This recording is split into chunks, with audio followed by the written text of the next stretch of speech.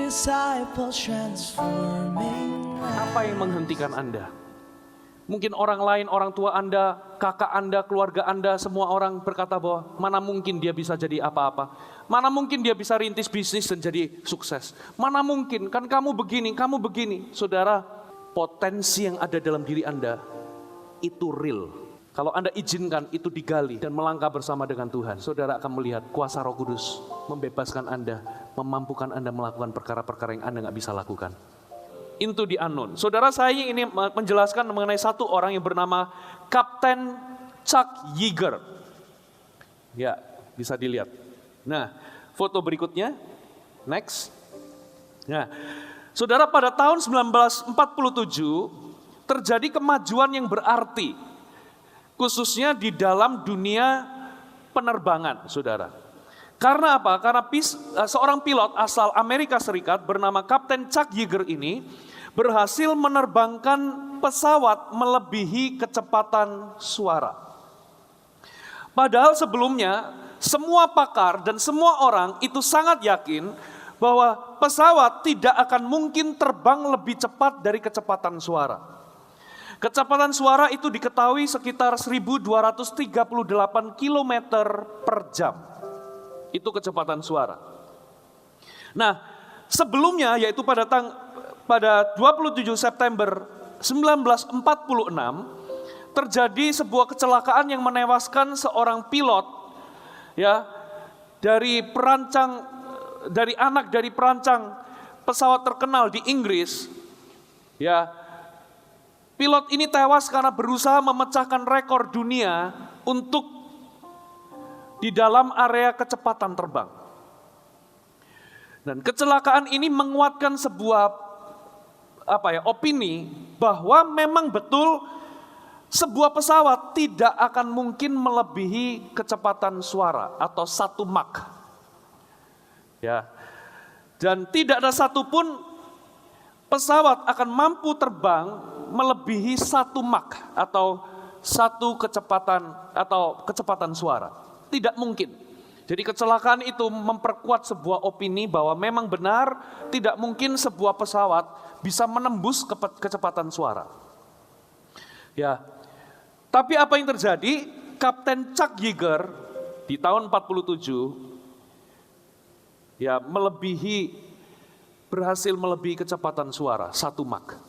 Dan ternyata prosesnya begini, Saudara. Tanggal 29 Agustus 47 Chuck Yeager berhasil menerbangkan pesawat Bell X-1. Bisa dilihat gambarnya.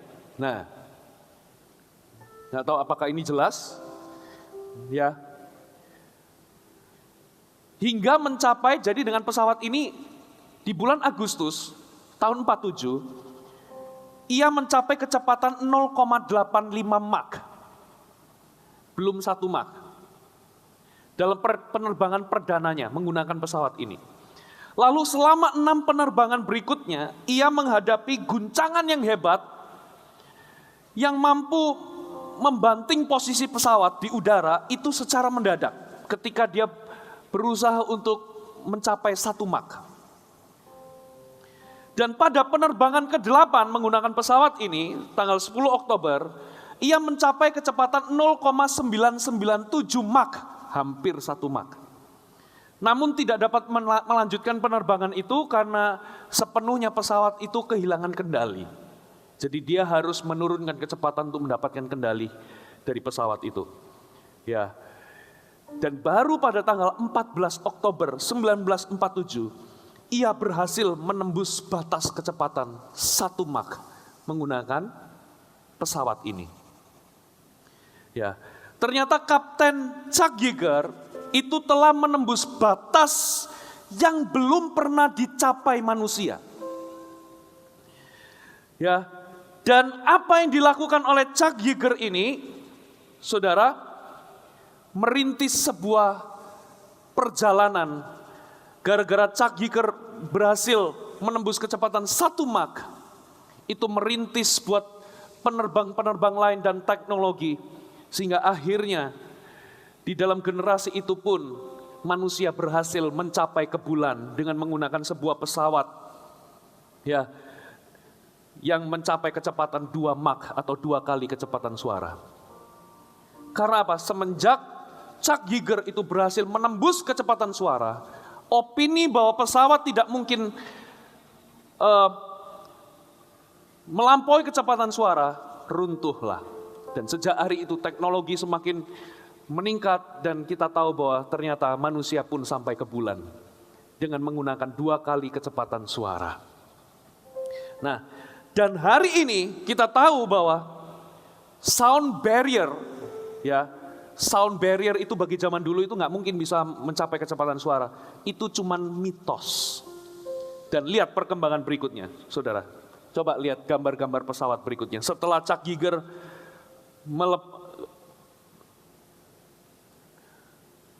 berhasil melebihi kecepatan suara, ini ada pesawat F-111 Aardvark, itu kecepatannya 1,3 Mach.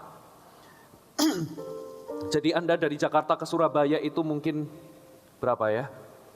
Mungkin cuma setengah jam kali, nggak sampai. Lalu berikutnya pesawat Concorde itu bisa memiliki kecepatan jelajah 2,04 Mach. Saudara, 2 kali kecepatan suara. F-15 Eagle itu bisa mencapai 2,35 Mach. 2,5 kalinya kecepatan suara. Lalu berikutnya Lockheed L-2000, 3 Mach. Lalu pesawat ini XB-70 The Valkyrie, 305 Mach.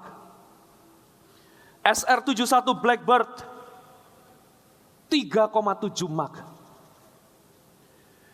X-15, 6,7 Mach. Saudara, ini ke Surabaya, mungkin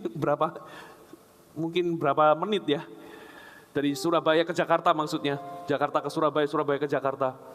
Melesat begitu aja, bayangkan saudara, berapa? 6,7 Mach. Jadi hampir 7 kali kecepatan suara, saudara. Lalu Scramjet X-43A, 9,3 Mach. 9 kali kecepatan suara. Yang terakhir, Falcon XH-TV-2. Saudara mau tahu berapa? 20 kali kecepatan suara. 20 Mach. Wow. Saudara, ini Anda ke Amerika itu cuma hitungan menit mungkin. Nggak tahu, ke Amerika berapa jelajahnya, tinggal dibagi aja. Saudara,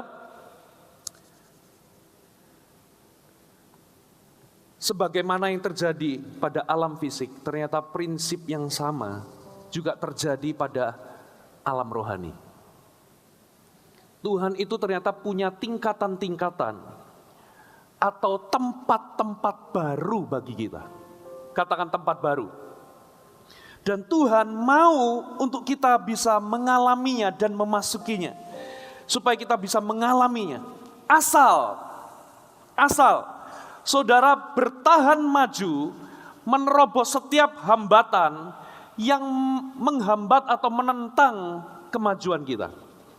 Salah satu penyebab yang menghentikan kita untuk mengalami terobosan adalah, catat baik-baik, ketakutan terhadap sesuatu yang belum kita ketahui. Into the unknown.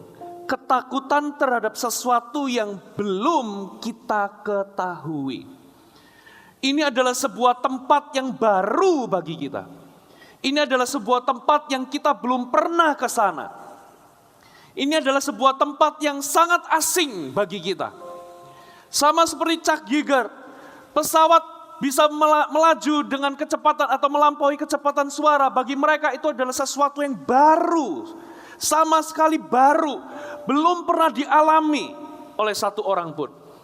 Tapi ketika Chuck Yeager berhasil menerobos ketakutan itu, dia merintis sebuah teknologi-teknologi berikutnya. Bahwa ternyata pesawat pun bisa sampai 20 kecepatan suara.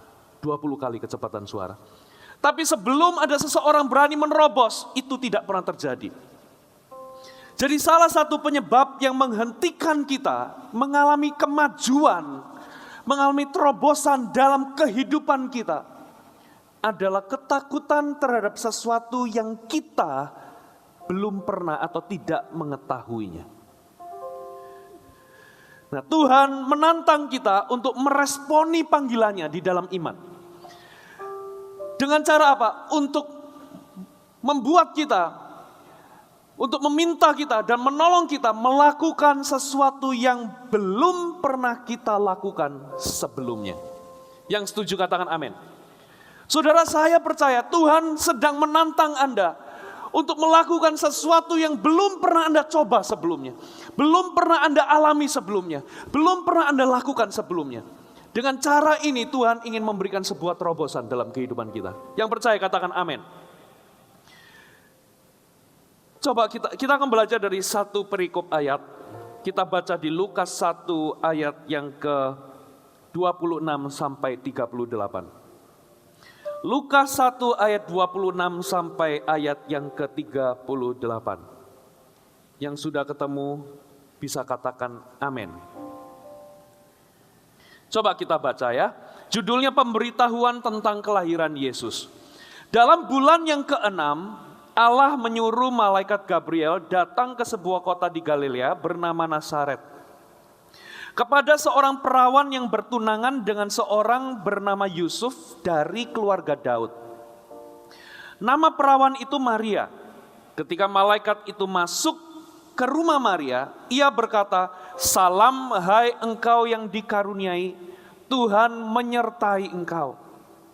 Maria terkejut mendengar perkataan itu lalu bertanya di dalam hatinya, apakah arti salam itu? Kata malaikat itu kepadanya, "Jangan takut hai Maria, sebab engkau beroleh kasih karunia di hadapan Allah. Sesungguhnya engkau akan mengandung dan ia akan melahirkan seorang anak laki-laki dan hendaklah engkau menamai dia Yesus. Ia akan menjadi besar, akan disebut anak Allah yang maha tinggi dan Tuhan akan mengaruniakan kepadanya tahta Daud, bapa leluhurnya. Dan ia akan menjadi raja atas kaum keturunan Yakub sampai selama-lamanya. Dan kerajaannya tidak akan berkesudahan." Kata Maria kepada malaikat itu, "Bagaimana hal itu mungkin terjadi?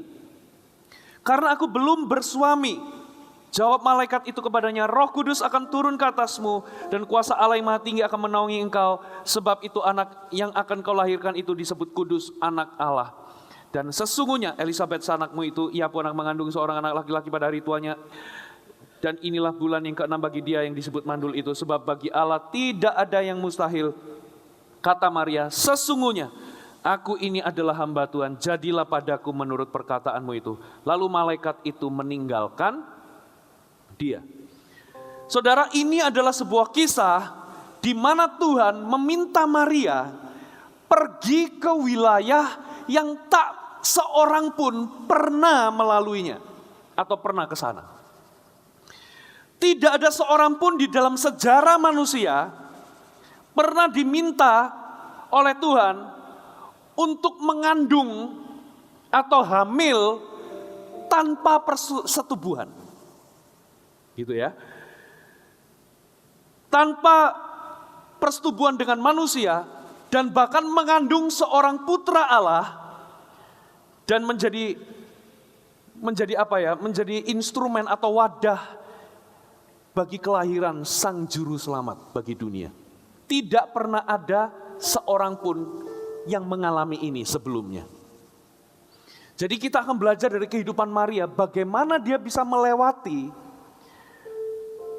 ya ketakutan akan sesuatu yang belum pernah satu orang pun mengetahuinya. Bagaimana dia bisa melewati itu dan dia bekerja sama dengan Tuhan, dan sampai hari ini kisah ini menjadi inspirasi buat kita. Bagaimana Maria dipakai Tuhan untuk melahirkan sang juru selamat bagi kita. Ada amin. Dan ternyata Tuhan bisa melakukannya. Katakan amin. Asal Maria sepakat dengannya, asal kita sepakat dengannya, saya percaya perkara heran yang sama juga akan terjadi dalam kehidupan kita. Ada amin Bapak Ibu Saudara? Nah, dari sini kita bisa melihat ada 4 hal, saudara, yang dilampaui oleh Maria. Ada 4 hal yang Maria itu berhasil melewati. Gitu ya. Dan hal-hal ini adalah hal-hal yang berpotensi menghalangi perjalanan terobosan dalam kehidupan Maria. Dan kalau kita renungkan, kalau Anda renungkan, hal-hal ini juga bisa berpotensi untuk menghalangi Anda di dalam terobosan atau sesuatu yang Tuhan mau kerjakan dalam kehidupan Anda. Yang pertama, saudara, yang pertama, hal apa yang berpotensi menghalangi perjalanan keberhasilan atau terobosan kita? Yang pertama, sesuatu yang tidak terduga. Katakan tidak terduga. Kita coba lihat di pasal Lukas tadi ayat 28 dan 29. Coba kita lihat, ketika malaikat itu masuk ke rumah Maria, ia berkata, "Salam hai engkau yang dikaruniai, Tuhan menyertai engkau." Ayat 29 katakan Maria terkejut. Katakan sama-sama, Maria terkejut. Mendengar perkataan itu, lalu bertanya dalam hatinya, apakah arti salam itu? Katakan terkejut. Saudara, ini adalah sesuatu yang Maria tidak duga. Di dalam kehidupan sehari-harinya, ketika dia berjalan dalam rutinitas kehidupannya, tiba-tiba malaikat Tuhan masuk ke rumahnya, menampakkan diri dan memberikan sebuah salam. Ini sesuatu yang sama sekali dia tidak duga. Itu sebabnya Maria terkejut, katakan terkejut. Jadi sesuatu yang tidak kita duga, itu ternyata mampu menghentikan kita untuk mengalami terobosan. Dengan kata lain, kemampuan kita untuk menangani sesuatu yang tidak kita duga, itu sangat penting. Karena seringkali sesuatu yang tidak kita duga itu bisa membuat kita berhenti dan tidak melangkah maju.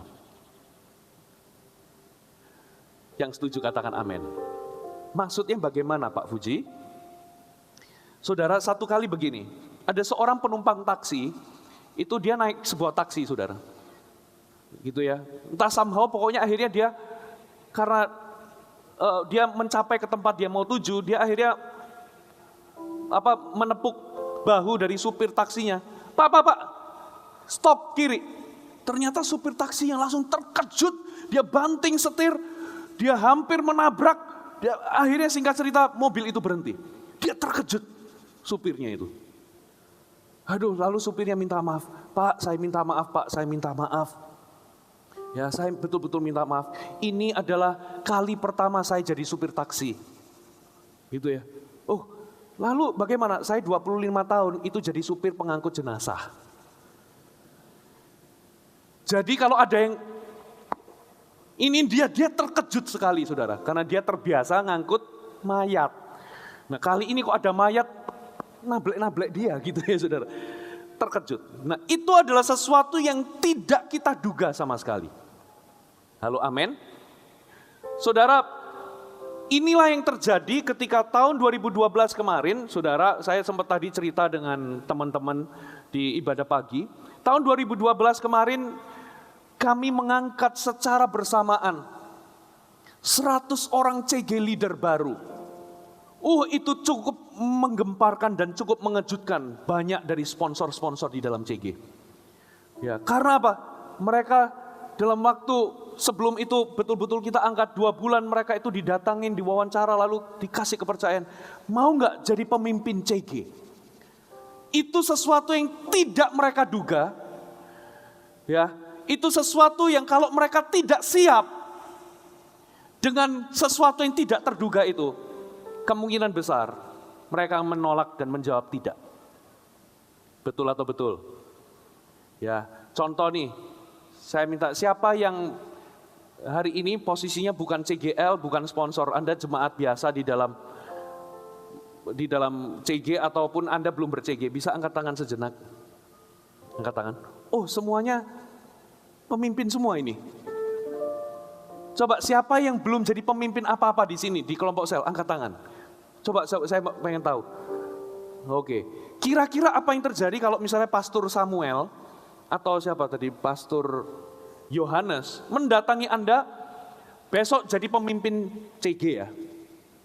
Itu sesuatu yang mengejutkan, Anda bahkan tidak mempersiapkan diri. Apa yang Anda biasanya lakukan? Jangan, tidak, aku nggak pernah jadi pemimpin. Saya loh ini ibu rumah tangga, saya begini, saya begitu. Kita akan cenderung untuk menolak. Karena apa? Karena kita takut terhadap sesuatu yang belum pernah kita ada di sana. Betul atau betul? Halo, amin. Nah, itu yang saya maksud, saudara. Satu kali saya tadi pagi cerita, saudara, saya ini adalah seseorang yang minder. Saya kelas 3 SD, saya ngompol di celana, gara-gara saya tidak berani minta izin sama gurunya. Jadi saya tahan, sampai titik tidak tertahankan.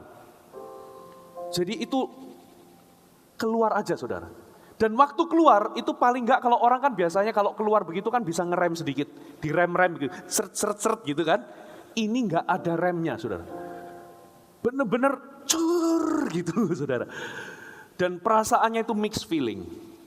Perasaan lega campur takut dan malu, saudara. 3 SD, karena apa? Saya minder dan penakut sekali. Gitu ya. Lalu satu kali ketika saya bertobat, pertama kali saya ikut CG, itu saya suruh baca Alkitab, tidak bisa. Ini loh, giliran ayat bergiliran. Saya nggak bisa selesaikan baca ayat itu. Karena apa? Tergagap-gagap, karena apa? Karena grogi, nggak bisa ngomong, berhenti di beberapa kata. Gitu ya. Lalu saya bertumbuh di CG. Suatu saat, pemimpin saya waktu itu tahun 98 atau 99. Tiba-tiba waktu itu saya dalam perjalanan antar mama saya sama cici saya pergi ke Pasar Atum sini. Di dalam perjalanan naik mobil, saya tiba-tiba ditelepon. Fuji, kamu nanti pimpin pujian ya. Saya ini seumur-umur, saudara, nggak pernah pelayanan panggung. Saya minder. Saya grogi, jadi singer aja nggak pernah, atau jadi choir tidak pernah. Tiba-tiba langsung jadi worship leader di acara anak muda hari Sabtu. Saudara, itu sesuatu yang tidak terduga. Waktu itu saya terima telepon, tangan saya langsung dingin, saya gemetaran. Tapi dengar baik-baik, kemampuan Anda untuk mengatasi sesuatu yang tidak terduga itu menentukan. Waktu itu saya ngomong begini, oke, saya iakan. Saya bersyukur dengan keputusan saya, karena itu adalah sebuah perjalanan buat saya. Kalau hari itu saya menolak, kemungkinan besar hari ini saya nggak ada di sini. Ada amin?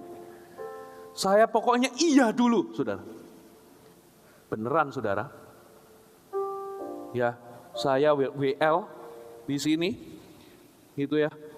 Prinsip saya kalau saya melek, saya langsung grogi, sadar akan diri sendiri. Nggak bisa nyanyi, nggak bisa ngapa-ngapain. Karena apa? Waktu SD, saya itu, kan dulu SD kan ada seni suara kan? Lagu daerah satu, lagu nasional satu. Suruh maju satu-satu. Saya adalah orang yang selalu tiap tahun berdiri di depan, tidak bisa mengucapkan satu pun nyanyian. Cuman begini. Lu ayo nyanyi, nggak bisa keluar, grogi. Ya udah duduk sana, yang lain nyanyi, yang lain waduh ada nilainya. Saya padahal suara saya ini, kalau saya jadi penyanyi ya cukup oke lah. Kok jadi sombong sekarang? Ya maksudnya saya ini nggak fales-fales amat lah. Gitu ya, do re mi fa sol ya Anda masih bisa mendengarkan nggak fales. Tapi saya benar-benar grogi waktu itu. Sekarang jadi worship leader. What happened? Saya prinsipnya satu, waktu nyembah saya merem seperti saya nyembah di rumah, gitu aja. Wah oke, saudara. Penyembahan berlangsung. Wah nyembah, pokoknya saya nyembah. Nggak peduli itu kebakaran, nggak kebakaran. Mereka itu saya nggak peduli, pokoknya saya merem, saya nyembah. Ya, kita nyembah. Nah waktu itu penyembahannya, dentumannya itu seperti kayak, apa ya, beatnya itu kayak lagu peperangan rohani waktu penyembahannya. Nah, jadi singer-singer yang di belakang Itu saya masih ingat itu ada di ruang apa itu namanya? Zaman di Cempaka itu ruang serbaguna. Apa itu namanya? Ya di atas itu ruang apa? Convention hall. Nah itu tripleknya itu mungkin agak tipis atau bagaimana waktu itu. Jadi mereka itu lompat-lompat begini. Yang singer-singernya saudara. Nah saya ini punya masalah dengan keseimbangan. Saya ini kalau naik lift kapsul, begitu keluar saya itu kadang mesti pegangan dulu. Karena saya merasa lantainya itu kayak naik turun. Saya kalau naik apa itu, tahu ya, eskalator yang landai, yang di apa itu, yang di airport biasanya, yang membuat kita jalannya lebih cepat. Ya, begitu saya jalan di situ, begitu saya nginjak lantai, begitu normal, saya merasa lantainya agak gerak-gerak sedikit begitu. Jadi saya mesti kadang kehilangan keseimbangan. Kalau saya naik monorail di Singapura atau apa begitu ya, kan itu kan agak goyang-goyang begini ya. Nah begitu keluar dari situ, saya kadang, loh kok agak goyang ya lantainya. Jadi saya seperti, nah kali ini saya ngerasa lantainya kok goyang. Gara-gara mereka nyembah, oh begitu-begitu kan. Ininya dalam bahasa Inggrisnya itu njut-njutan gitu ya. Saya jadi kehilangan keseimbangan sudah. Nah saya prinsipnya pokoknya saya merem tidak mau melek. What happened? Perhatikan. Saya ingin pegangan mimbar yang di depan saya. Mimbarnya itu cukup gede, alasnya hijau dari logam begitu. Saya mau pegangan mimbar supaya saya tidak jatuh. Kan kalau jatuh begini kan malu malahan. Saya pegangan mimbar gitu. Kok luput nggak ada ya? Saya tetap merem, saya agak maju begini, saya begini lagi. Loh kok luput nggak ada lagi? Ketiga kalinya saya coba begini, luput. Waktu saya melek, saya kaget. Saudara. Ternyata saya memimpin penyembahan 90 derajat ke arah sana. Jadi saya tuh begini-begini. Jadi selama 15 menit saya mimpin penyembahan itu, saya miring ke sebelah begini, saudara. Orang ini berarti ini jemaat di sini, nggak peduli pokoknya wah gitu. Pemimpin saya waktu itu di situ itu gembala youth-nya waktu itu ketawa di belakang.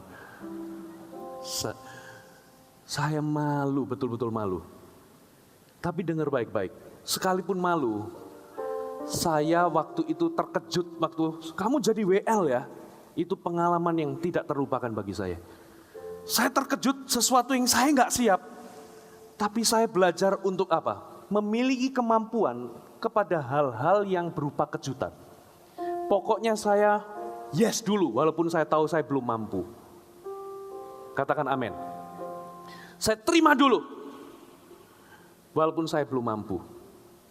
Pertama kali saya khotbah, itu pernah saya waktu itu kan pelayanan pelajar.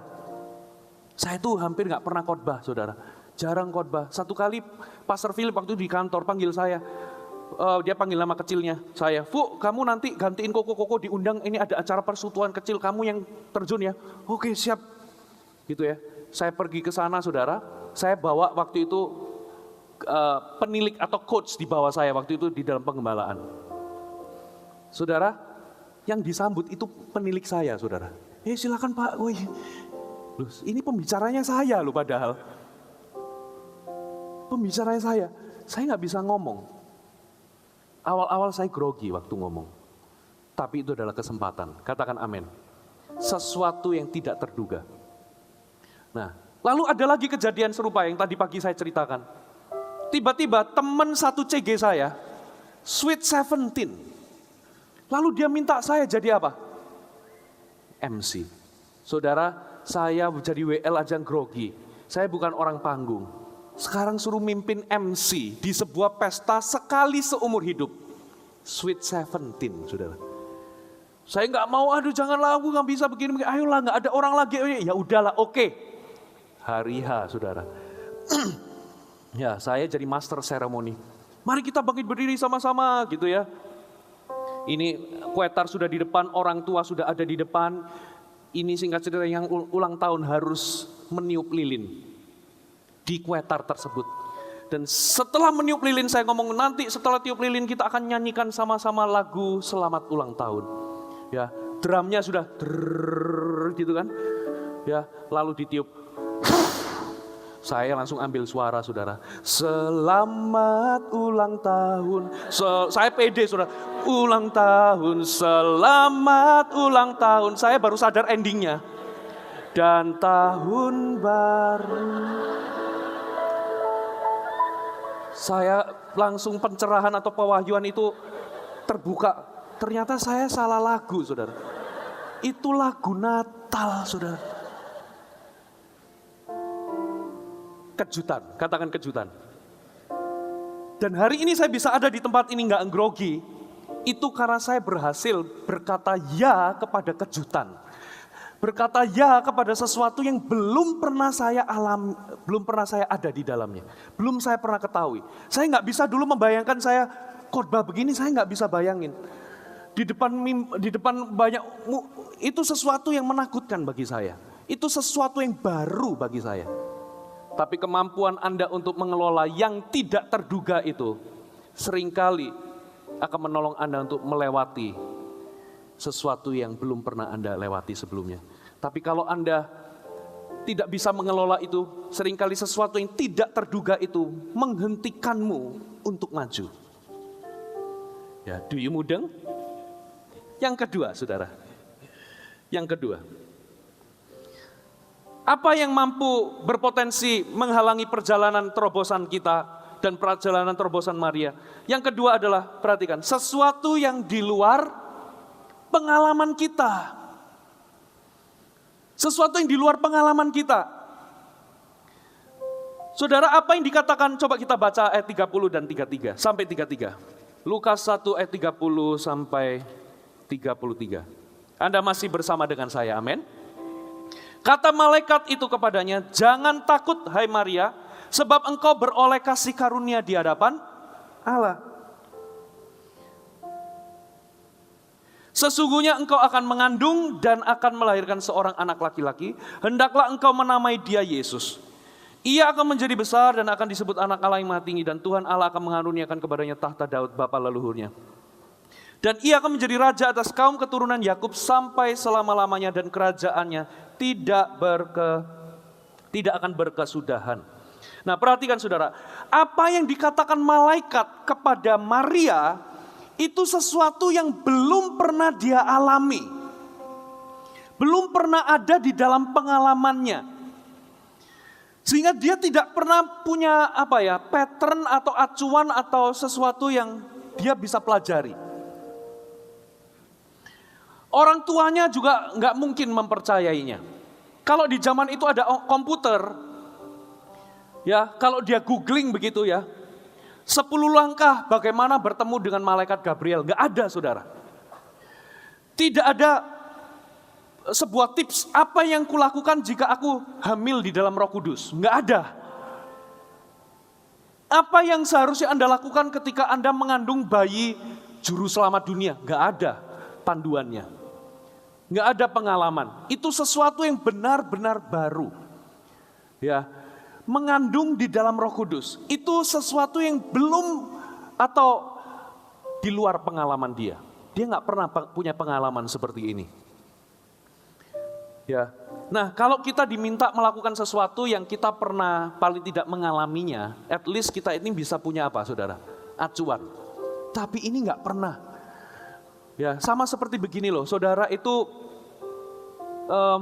bertani dari kecil sampai besar bertani, tiba-tiba Anda suruh jadi nelayan, bingung. Gimana ini? Ya, sesuatu yang belum pernah Anda alami. Ya, saat Tuhan meminta kita melakukan sesuatu yang kita nggak tahu, itu nggak ada jaminan, ya, bahwa kita akan berhasil. Dan itu seringkali membuat kita takut. Betul atau betul? Sesuatu yang di luar pengalaman kita. Tapi yang luar biasa adalah Tuhan itu selalu mencari rahim yang siap, yang mau menyediakan diri. Ia selalu mencari orang-orang yang mau melangkah bersama dengan Tuhan. Ia mencari saudara dan saya, katakan amin. Tuhan ingin membawa kita lebih daripada apa yang kita alami sebelumnya. Dan dia sampai hari ini pun mencari orang-orang biasa yang mau dipakainya. Katakan amin, saudara. Ya, Tuhan mencari orang-orang biasa, sama seperti Maria, gadis biasa, yang mau bersedia menyediakan rahimnya bagi Tuhan, dan memberi kesempatan kepada Tuhan untuk melakukan sesuatu yang luar biasa dalam hidupnya. Dan Tuhan yang sama masih mencari orang-orang biasa seperti kita. Nah, saudara, satu kali saya itu pernah ditanya sama sekretaris waktu itu, saya mungkin nggak pulang kantor, tapi karena mungkin ada pelayanan, saya lupa apa. Lalu dia ngomong, Ko Puji mau dipesenin makanan apa? Saya langsung ngomong, ya seperti biasa. Oh oke, nasi goreng di bawah, restoran bawah. Seperti biasa langsung. Jadi saya ini sangat mudah ditebak, saudara. Mau pesan apa, makanan apa, biasanya itu terus. Ya, kita ini seringkali mudah sekali ditebak, saudara. Ya, rutinitas kita, apa yang kita suka. Ya, anak-anak saya tahu. Saya kalau beli es krim, mereka tahu rasa favorit saya. Mau tahu? Strawberry, saudara. Sekalipun maco begini, minum es krimnya strawberry. Ya, udah tahu kalau papa pasti strawberry. Karena strawberry saya suka, karena dari kecil saya suka strawberry. Nah, pokoknya jangan kasih papa coklat, karena papa tidak suka coklat. Beneran, saya ini nggak suka coklat. Ya, es krim coklat, aneh rasanya di sini. Tapi kalau strawberry, ngerti ya? Jadi saya ini mudah ditebak, saudara. Ya, jadi, nah, itu sebabnya Tuhan tidak mau kita terpaku kepada hal-hal yang kita tahu. Ya, latihlah kehidupanmu, kehidupan Anda, untuk melakukan hal-hal yang baru dan pengalaman-pengalaman yang baru. Yang percaya katakan amin. Contoh ya, kalau Anda biasa minum es krim strawberry, sekali-sekali lah coba coklat, coba yang lain, green tea atau apa, coba. Ya, coba sesuatu yang baru. Kita harus melatih diri kita untuk mencoba pengalaman yang baru. Katakan amin. Ya, kalau Anda biasa minum teh, ini waktunya Anda minum kopi. Kalau saudara sukanya makan keripik, kali ini makan salad. Sesuatu yang baru, tengok kanan kiri. Mari coba pengalaman yang baru atau sesuatu yang baru.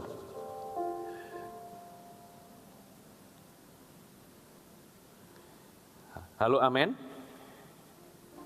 Nah, saudara, saya juga menerapkan ini dalam kehidupan saya secara pribadi. Ya, saya hari-hari ini ingin mencoba sesuatu yang baru.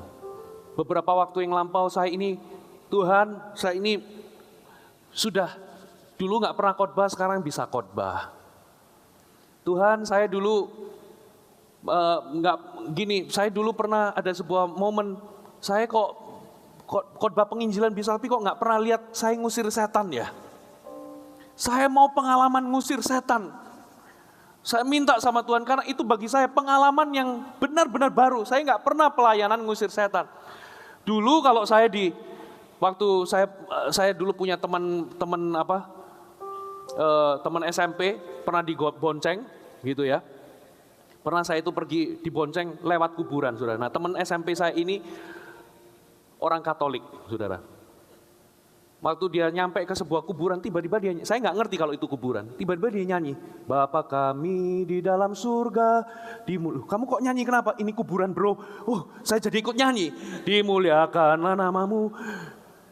Kenapa? Kita semua tahu, kita itu takut setan semua. Gitu. Ya kalau nggak percaya, siapa kalau kencing malam-malam, sendirian, selalu merasa dibuntutin sesuatu di belakang. Gitu ya, merasa takut gitu. Saya dulu kecil itu suka ditakutin sama siapa? Pembantu saya supaya saya cepat tidur. Nanti dari kolong kalau itu kasur ya. Nanti kalau dari kolong nanti keluar tangan panjangnya. Jadi saya itu merasa di bawah kolong itu selalu ada setannya. Jadi saya sampai agak besar itu saya kalau tidur selalu kolong-kolong itu saya tutup pakai bantal guling. Semakin banyak guling saya semakin nyenyak tidurnya. Karena apa? Saya suka ditakut-takutin sejak kecil. Nah sekarang waktu saya jadi orang Kristen, saya percaya lahir baru, saya nggak pernah punya pengalaman ngusir setan. Saudara, siapa yang sudah Kristen bertahun-tahun tapi nggak pernah ngusir setan? Saudara, Alkitab katakan orang percaya tanda-tanda ini yang menyertai. Kita akan mengusir setan demi nama Yesus. Katakan amin. Kalau Yesus ngomong bahwa kita bisa melakukannya. Katakan amin. Kita harus mempercayai apa yang Tuhan katakan kita bisa lakukan. Saya cari pengalaman itu. Ya, makanya ada sebuah momen saya jadi Ghostbuster, saudara. Pergi ke PD mana selalu ada manifestasi. Saya cari. Awal-awalnya juga grogi. Gitu gimana nih setan ini? Tapi saya belajar pengalaman baru. Saya mau tanya, siapa yang gak pernah usir setan seumur hidup? Saya berdoa di dalam nama Tuhan Yesus. Saudara, ada terjadi perjumpaan ilahi. Ya, entah tetanggamu kesurupan atau apa, pokoknya Anda terjebak dalam situasi mau gak mau Anda lah yang harus melayani. Saya berdoa ini tergenapi dalam hidup Anda. Ya, siap-siap. Prinsipnya tengking aja kalau setan. Ya, jangan setan misi keluar ya. Jangan, saudara. Nggak usah ditanyain setan dari mana. Oh, saya dari Surabaya Barat. Kamu matinya kapan? Oh, ini 20 tahun yang lalu loh. Kamu dulu tinggalnya di mana? Oh, di ini jalan loh. Saya juga tinggal di situ sama. Loh, berarti kita dulu tetangga ya mungkin ya? Ya mungkin ya. Loh, saudara ini temennya setan atau jangan, nggak usah diajak ngomong, tengking aja. Katakan amin. Saya betul-betul berdoa, Tuhan, setiap orang yang dengar suara saya ini, terjadi perjumpaan ilahi. Ada orang-orang yang membutuhkan untuk dilepaskan, biar ketemu sama jemaat Mawar Syaron. Katakan amin. Harus berani coba hal yang baru. Amin. Baptisan Roh Kudus. Saya dulu juga minta, Tuhan, baptisan Roh Kudus Tuhan. Aku gak pernah mendoakan orang terima baptisan Roh Kudus. Saya berdoa, saya melatih diri, saya mau mencoba pengalaman baru. Ada amin. Terus apa lagi saudara? Baptisan Roh Kudus, sudah. Terus, ya, apa namanya? Kesembuhan. Nah, kesembuhan ini saudara, saya tiap kali doakan kesembuhan dari saya lahir baru, sampai 2014 kemarin, hampir tidak ada yang sembuh. Pastor Philip udah KKR, FKA di mana-mana, saya itu doain, gak ada satupun yang sembuh. Malah yang di rumah sakit itu beberapa hari kemudian meninggal. Itu sering dan itu menjadi trauma tersendiri bagi saya. Saya merasa saya gak punya karunia kesembuhan, tapi Alkitab katakan, tanda ini menyertai orang percaya, meletakkan tangannya atas orang sakit, orang itu akan, Tuhan aku mau, saya tahun 2014 itu, kalau memang Alkitabku ini benar, saya mau coba melayani orang sakit di depan mata, lihat mujizat. Saudara, saya bahasa Jawanya, saya gelotak-gelatuk, nyoba-nyoba saudara. Dan saya hampir putus asa karena ada orang-orang yang saya doakan, kok gak lihat kesembuhan terjadi. Saya nyoba yang kasat-kasat mata dulu, saya mau tumbuhkan tulang. Kaki pendek sebelah, tangan pendek sebelah, saya doakan, kok gak tumbuh ya? Saya udah pede, pokoknya prinsipnya kita punya otoritas. Sini. Ya, yang lain, teman-teman yang lain, siapkan kamera. Kita lihat ya. Saya angkat kakinya, enggak tumbuh. Besok ketemu lagi, enggak tumbuh. Beberapa hari kemudian, yang mau didoakan itu putus asa, saudara. Enggak usah kok, enggak apa-apa kok. Saya ngelihat itu, yang didoakan aja loh putus asa, apalagi saya. Saya coba layani orang sakit, karena ini bagi saya sesuatu yang baru. Saya enggak mau cuma lihat kesembuhan di KKR, saya mau terjadi di jalanan, di restoran, di mana. Saya mau pengalaman yang baru bersama dengan Tuhan. Katakan amin. Sampai ada satu kaki tumbuh. Saudara, hari ini saya nggak ngerti udah berapa kaki yang saya tumbuhkan, tangan yang saya tumbuhkan. Ya kalau nggak saya ngomong saya itu bukan saya ya, Tuhan yang numbuhin. Tapi melalui doa. Katakan amin. Saya mulai melihat mujizat demi mujizat teratur, bukan hanya di KKR, tapi di perjalanan di kehidupan sehari-hari. Pengalaman baru, katakan pengalaman baru. Sesuatu yang saya nggak pernah alami, saya mau belajar pengalaman yang baru. Ada amin? Nah hari-hari ini, saya lagi belajar bergerak dalam dimensi profetik. Saya lagi belajar bagaimana melepaskan pernyataan profetik. Saya dulu waktu doakan orang sakit, saya lagi cuti di Surabaya, ada di Jakarta, ada telepon. Ini ada mamaku sakit, tolong didoakan. Saya pergi ke RKZ, saudara. Saya doakan, itu saya belajar pengalaman-pengalaman baru. Saya salah doa, saudara. Itu sakit usus. Saya dengan PD, saya tumpang tangan. Usus, lenyap dalam nama Yesus. Saya baru sadar, aduh saya salah ngomong. Untung gak lenyap ususnya. Aduh Pak Fuji lenyap gitu kan lucu. Lenyap. Gak apa-apa, namanya belajar hal yang baru itu Anda harus berani tampak bodoh. Halo amin. Sekarang saya juga sama. Saya belajar menangkap suara Tuhan dan melepaskan pernyataan profetik. Saya kadang lihat sesuatu, saya gak ngerti interpretasinya apa. Kadang saya lihat sesuatu yang kadang gak mungkin. Kadang salah. Tapi waktu saya ucapkan beberapa juga bisa ngalami, saya dikuatkan, saya benar, itu yang saya alami. Ketika Anda belajar kepada sesuatu yang baru, Anda harus berani untuk tampak bodoh. Katakan amin. Tengok kanan kiri, kamu sudah belajar, Anda sudah belajar pengalaman baru apa? Coba tengok kanan kiri. Nah, sesuatu yang di luar pengalaman Anda, itu mampu menghalangi Anda kepada terobosan yang Tuhan mau berikan dalam hidup Anda. Dalam kehidupan bisnis juga sama. Dalam kehidupan pekerjaan karir juga sama. Seringkali Anda diperhadapkan kepada sesuatu tugas-tugas yang Anda belum pernah alami sebelumnya. Anda gak pernah punya pengalaman di daerah itu. Ketika pertama kali saya diutus pergi ditempatkan di Manado sebagai gembala Manado. Saya masih umur 22 tahun. Saya nggak pernah punya pengalaman merintis gereja.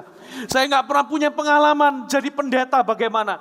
Saya ini cuma anak kemarin sore yang cuma nurut kepada visi dari pemimpin. Diutus saudara. Beneran nggak ada textbooknya, nggak ada ininya. Gimana ngerintis gereja? Somehow saudara, orang yang berani menyediakan rahimnya dan mengizinkan Tuhan bekerja. Saudara, Tuhan itu bisa melakukan banyak perkara heran melalui Anda. Katakan amin. Asal Anda berani melangkah ke pengalaman baru. Ada amin? Bahkan saya masih ingat pengalaman bersama Pak Sam dan Ibu Sam. Beliau datang ke Manado. Saya nggak ngerti harus treat bagaimana. Kita cuma masih punya motor. Terjadi gempa bumi, saudara. Terjadi gempa bumi. Ya, nah kita yang di Manado biasa gempa bumi. Nah, Pak Sam tinggal di lantai agak tinggi. Itu sampai keluar kamar panik Pak Sam. Dia telepon saya. Saya juga kerasa sih. Waktu itu di sekretariat. Pak Sam beliau telepon saya. Fuji ini gempa bumi. Bagaimana? Nah seharusnya, oh ya Pak Sam saya jemput ya bagaimana? Begitu, harusnya kan begitu. Saya jawabnya, oh biasa Pak Sam ini begini. Ya Pak Sam kita juga ngalami goyang-goyang begini. Padahal itu seluruh isi hotel sudah keluar. Meluber semua di jalanan saudara. Katanya ada yang pakai daster doang, ada yang bagaimana. Loh ini saya harus bagaimana, terjadi kepanikan. Nah saya nelfon. Saya ini ya gimana, saya nggak punya pengalaman. Bagaimana waktu itu menghospitality atau bagaimana men-treat orang dalam keadaan darurat gitu kan. Tapi anyway saudara, melangkah saja saudara. Katakan amin. Saya nggak pernah punya pengalaman bagaimana menumbuhkan dan merintis gereja. Pokoknya melangkah saja. Katakan amin. Sesuatu yang di luar pengalaman. Amin. Berikutnya, yang ketiga saudara. Yang ketiga. Sesuatu yang hanya berpusat kepada potensi dan bukan kenyataan. Jadi ini bisa menghalangi kita menuju terobosan saudara. Ya, Lukas coba ayat 34 kita baca. Ayat 34, perhatikan. Kata Maria kepada malaikat itu, bagaimana hal itu mungkin terjadi karena aku belum bersuami. Saudara, gini loh, sebagai perempuan Maria itu punya potensi untuk hamil. Katakan amin. Itu sebabnya kenapa kok Tuhan gak datang kepada Yusuf, engkau akan mengandung gitu ya. Karena memang laki-laki gak punya potensi untuk hamil. Jadi kalau Tuhan itu ingin Anda melakukan sesuatu, berarti Tuhan itu sudah melihat ada potensinya dalam hidup Anda. Tuhan gak mungkin menyuruh kita melakukan sesuatu tanpa Dia memberikannya terlebih dahulu kepada kita. Kemampuannya. Katakan amin. Jadi jangan takut kalau Tuhan itu sudah menantang Anda untuk melakukan sesuatu. Berarti sudah ada potensinya. Itu sebabnya ini yang menjelaskan kenapa kok malaikat Tuhan atau Tuhan itu gak datang kepada Yusuf. Karena memang Yusuf gak bisa hamil sebagai pria. Ya, yang bisa hamil ya perempuan. Katakan amin. Nah jadi, kesalahan kita adalah, saudara, Kita hanya berpusatkan kepada potensi saja, tapi tidak melakukan sesuatu untuk membuat potensi itu menjadi kenyataan. Itu kesalahan kita. Saudara, sekalipun Anda punya potensi untuk bernyanyi, tapi Anda perlu melakukan sesuatu untuk Anda bisa menjadi penyanyi. Katakan amin. Anak ini punya bakat ya, tapi kok besar, kenapa kok dia nggak jadi penyanyi? Karena dia tidak melakukan sesuatu atas potensi yang Tuhan sudah letakkan dalam hidupnya. Bapak Ibu Saudara, Tuhan itu punya potensi dalam hidup Anda. Dan potensi itu besar sekali. Kita itu diciptakan serupa dengan Tuhan. Katakan amin. Tuhan itu waktu ciptakan segala sesuatu itu diambil dari unsur-unsur yang ini. Contoh, hendaklah tanah menumbuhkan sesuatu. Jadi sesuatu itu kadang dari tanah. Kembali ke tanah. Hendaklah dia ngomong kepada langit, memunculkan apa? Jadi sesuatu yang ada di langit, jadi benda-benda di langit. Nah, untuk manusia beda. Manusia itu diambil dari tanah, dibentuk, makanya tubuh kita juga akan kembali ke tanah. Tapi untuk waktu kita hidup, kita ini Tuhan itu berkata kepada dirinya sendiri. Bukan kepada hendaklah tanah, hendaklah langit, tidak. Tapi Tuhan berkata kepada, baiklah kita menciptakan manusia sesuai dengan gambar kita. Berarti kita itu diambil dari Tuhan. Katakan amin. Jadi kita ini mewarisi potensinya Tuhan. Potensi Allah ada dalam hidup Anda. Katakan amin. Nah, tapi kita perlu menggalinya dan mengerjakannya jadi kenyataan. Amin. Kita perlu mengizinkan begini. Kita perlu mengerjakan apa yang kita perlu kerjakan, yang kita bisa kerjakan, dan mengizinkan Tuhan juga melakukan bagiannya. Kita kerjakan bagian kita, Tuhan mengerjakan bagiannya, hasilnya sebuah terobosan dalam hidup kita. Katakan amin. Hasilnya sebuah terobosan. Ya. Jadi potensi apa yang Tuhan letakkan dalam hidup Anda? Makanya saudara, Tuhan itu akan sering membawa kita mendekati sebuah terobosan dengan apa? Dia akan menghadapkan potensi kita, ya, dan mendorong kita untuk berani bertindak dengan apa yang Tuhan sudah berikan dalam diri kita, yaitu potensi kita. Seringkali Tuhan akan membuat kita di sebuah situasi yang mendorong kita untuk melakukan sesuatu atas potensi Tuhan yang Tuhan letakkan dalam kita. Ada amin. Dan Maria itu punya potensi untuk hamil. Bagian dia adalah cuma dia mau sepakat dengan Tuhan. Mengizinkan Tuhan mengerjakan bagiannya. Dan dia mengerjakan apa yang menjadi bagiannya. Katakan amin. Dan apa yang terjadi? Terobosan terjadi. Ya, ini yang namanya apa saudara? Kemitraan dengan Tuhan. Katakan kemitraan. Ketika kemampuan kita bertemu dengan kemampuan Tuhan. Ketika kita mengerjakan apa yang kita bisa kerjakan dan Tuhan mengerjakan apa yang tidak bisa Maria kerjakan. Yaitu Maria punya potensi untuk hamil, dia tinggal bekerja sama. Tapi yang menjadi mujizat adalah Maria hamil atau mengandung di luar persetubuhan dengan laki-laki. Sebab Roh Kudus menaungi dia. Dan bayi yang dikandung itu dari Roh Kudus. Katakan amin. Coba kita baca ayat 35 sampai 36. Jawab malaikat itu kepadanya, Roh Kudus akan turun ke atasmu, kuasa Allah yang Maha Tinggi akan menaungi engkau. Sebab itu anak yang kau lahirkan itu akan disebut kudus, anak Allah. Saudara, bekerja samalah dengan Tuhan. Lakukan yang menjadi bagian Anda, gali potensi Anda, beranilah melangkah, sepakat dengan Tuhan. Sisanya Roh Kudus akan mengerjakan, memampukan kita. Ya, dia akan mengerjakan bagian yang kita nggak bisa kerjakan. Dia akan menguasai kita. Dan hasilnya adalah tanpa sadar Anda melangkah bersama dengan Tuhan, melakukan perkara-perkara yang luar biasa. Ada amin, saudara? Ya, ayat ke-36, sesungguhnya Elisabet sanakmu itu sedang mengandung seorang anak laki-laki pada hari tuanya, dan inilah bulan yang ke-6 bagi dia yang disebut mandul itu. Sebab bagi Allah tidak ada yang mustahil. Apa yang menghentikan Anda? Mungkin orang lain, orang tua Anda, kakak Anda, keluarga Anda, semua orang berkata bahwa mana mungkin dia bisa jadi apa-apa. Mana mungkin dia bisa rintis bisnis dan jadi sukses. Mana mungkin, kan kamu begini. Saudara, sekalipun Anda sudah terpendam, diinjak-injak, direndahkan sama orang. Satu kali ada sebiji benih, 6.000 tahun terpendam di tanah. Ditemukan sama ahli ini di Mesir, saudara. Dan benih ini udah karena panas, karena tekanan, ada panas, kalau malam dingin dan sebagainya. Sudah terpendam 6.000 tahun, saudara. Ternyata waktu ditanam, dia bisa bertumbuh, saudara. Kenapa? Itu potensi.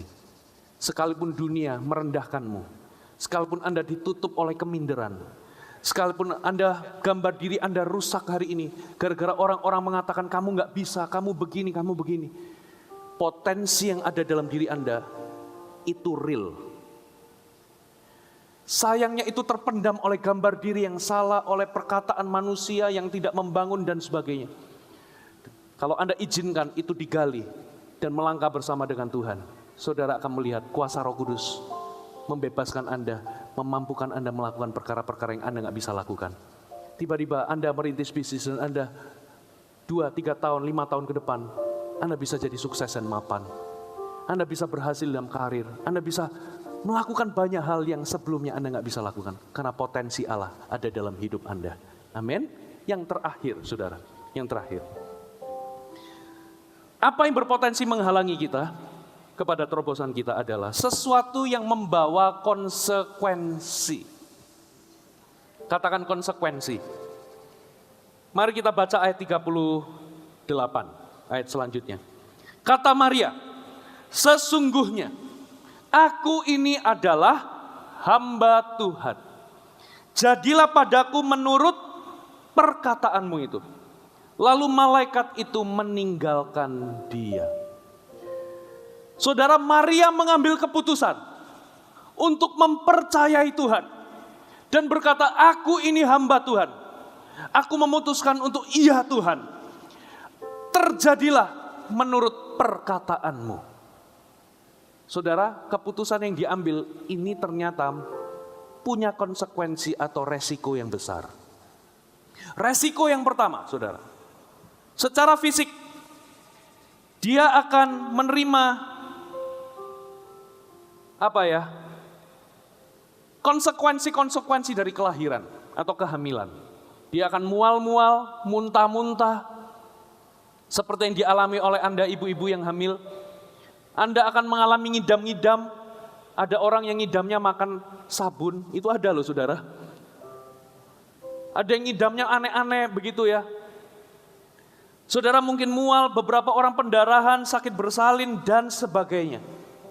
Dan resikonya adalah bagi Maria, seorang perawan ini, dia akan kehilangan bukti fisik keperawanannya. Itu gak mudah buat dia, secara fisik. Yang kedua, secara hubungan. Ia mempertaruhkan hubungannya dengan Yusuf. Ya, jelas Alkitab mencatat Yusuf itu orang baik-baik. Pria yang baik, hidup benar dan terpuji. Jadi Yusuf ini pria idaman bagi Maria. Dan kali ini dia mempertaruhkan hubungannya dengan Yusuf. Coba siapa yang pacaran hari ini? Coba boleh nggak, saya boleh tahu nggak siapa yang lagi dalam kondisi berpacaran? Boleh angkat tangan sejenak? Boleh. Oke, ada 1, ada 2. Ya, bagi yang cowok misalnya, tiba-tiba pacar perempuan Anda, pasti yang cowok punya pacar perempuan kan ya? Tiba-tiba datang kepada saudara, lalu berkata, yang aku hamil oleh Roh Kudus. Dan anak yang aku kandung ini jadi juru selamat dunia. Saya mau tanya pria-pria, saudara percaya enggak? Apa hamil karena Roh Kudus itu? Apa mengandung karena Roh Kudus? Saudara pasti curiganya macam-macam. Maria ini mengambil resiko itu, saudara. Gimana coba jelasin ke pacar Anda? Bagi wanita, kalau tiba-tiba malaikat mendatangi Anda dan Anda hamil karena Roh Kudus, gimana jelasin ke pacar Anda? Gimana? Coba. Sayang, aku hamil karena Roh Kudus. Roh Kudus, malaikat mendatangiku. Sekarang aku ini hamil. Susah saudara. Pasti saudara punya resiko Anda akan dianggap apa? Sudah berselingkuh, berzina sama orang. Susah saudara jelasin. Tapi Maria berkata, aku ini hamba Tuhan, jadilah padaku menurut perkataanmu. Dia ambil resiko ini. Puji Tuhannya Tuhan menolong Maria. Katakan Tuhan menolong Maria. Tuhan mendatangi Yusuf lewat mimpi. Ya, ngomong jangan ceraikan dia. Jangan diputusin. Ya, sebab anak yang dia kandung itu dari Tuhan, dari Roh Kudus. Untung saudara, memang Tuhan menolong. Katakan amin. Ya. Tapi kalau Tuhan nggak tolong, coba jelasin. Kalau orang percaya, nggak mungkin percaya. Yang berikutnya, secara sosial saudara. Gadis muda dari Nazaret mempertaruhkan semuanya. Bayangkan kalau dia didapati hamil di luar pernikahan. Dia belum menikah loh sama Yusuf. Paling ringan dia akan diceraikan sama Yusuf. Ya, diceraikan dengan putus dengan cara tidak hormat. Paling buruk menurut hukum orang Yahudi, hukum Taurat, dia harus dirajam sampai mati. Karena apa? Jelas-jelas dia berzina. Jadi ini bukan pilihan yang menarik bagi seorang gadis remaja, saudara. Saudara tahukah saudara keputusannya itu mengandung resiko. Makanya semua yang mengandung konsekuensi seringkali membuat kita berhenti untuk melangkah. Karena kita melihat konsekuensinya, resikonya kok besar. Tapi tahukah saudara, iman itu dieja resiko. Katakan amin. Waktu saya mendoakan orang sakit, resikonya apa? Ya nggak sembuh. Ya, saya pernah demonstrasi di depan mimbar, terjadi kesembuhan, kasat mata saudara. Tapi ada momen di depan mimbar orang banyak, tidak terjadi apa-apa saudara. Iman itu selalu dieja resiko. Katakan amin. Iman itu tidak buta saudara. Iman itu memperhitungkan harganya, memperlihat resikonya, dan dia melangkah bersama dengan Tuhan. Katakan amin. Saudara, apa yang menghentikan Anda? Ketakutan apa yang menghentikan Anda? Apakah karena Anda takut karena resikonya? Padahal itu terobosan untuk Anda. Itu kemajuan yang Tuhan mau bawa Anda. Tapi seringkali sesuatu yang mengandung resiko itu menghentikan kita untuk melangkah maju. Kita nggak mampu, kita nggak mau melangkah ke garis ini namanya garis keterbatasan. Kita nggak melangkah kepada terobosan dan keberhasilan yang Tuhan ingin berikan kepada kita. Halo, amin. Hai, terima kasih sudah bergabung bersama kami, Gereja Mount Sharon, Jabodetabek. Sebagai gereja Tuhan, adalah kerinduan bagi kami untuk melihat Anda terus bertumbuh di dalam pengenalan akan Tuhan dan mengalami perubahan hidup. Maka dari itu, bergabunglah bersama komunitas kecil kami, Connect Group. Dapatkan informasi lebih lanjut pada kolom deskripsi kami. Last but not least, don't forget to subscribe dan bagikan video ini kepada orang yang Anda kasihi. Thank you for joining us and see you next time.